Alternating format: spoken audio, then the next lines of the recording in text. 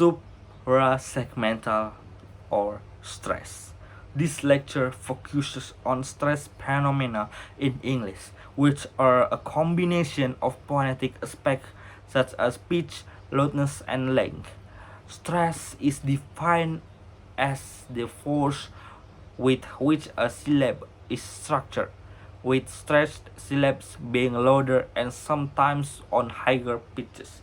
Stress is the phonological correlate of a combination of loudness, intensity, pitch, frequency, and length, known as duration.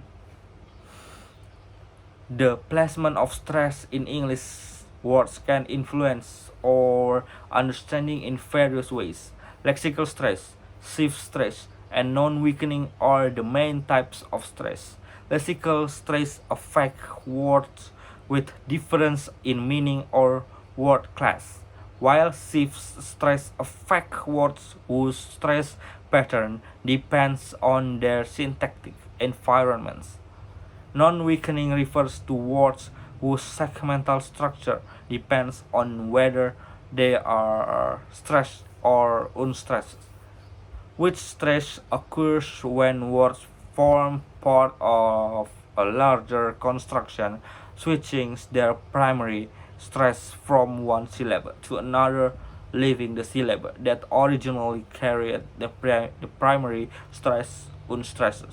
Adjectives, for example, have two stress patterns. One occurs in predicative context, where the second syllable is stressed and the first syllable is stressed in attributive context. English phonology is characterized by the weakening of vowels, which affects about 4 dozen monosyllabic function words, often found in conversational English. These words have a strong form in stressed position with a fully stressed vowel or a weak form in unstressed position with a weakened vowel or syllabic consonant. The importance of weak forms can be illustrated through example, such as the comparison between British and American English. There are several segmentals between American and British English, such as placement of stress in long words of French origin and the placement of stress in polysyllabic words. For example, in British English, the initial stress is preferred, while in American English, it is preferred to preserve the original stress.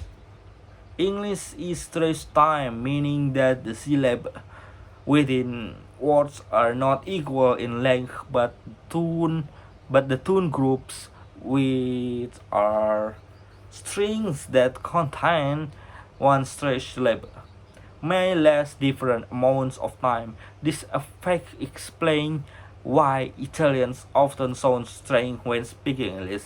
For example, in Italian, the syllables are almost equal in length, causing Italian speakers to sound strange when speaking English.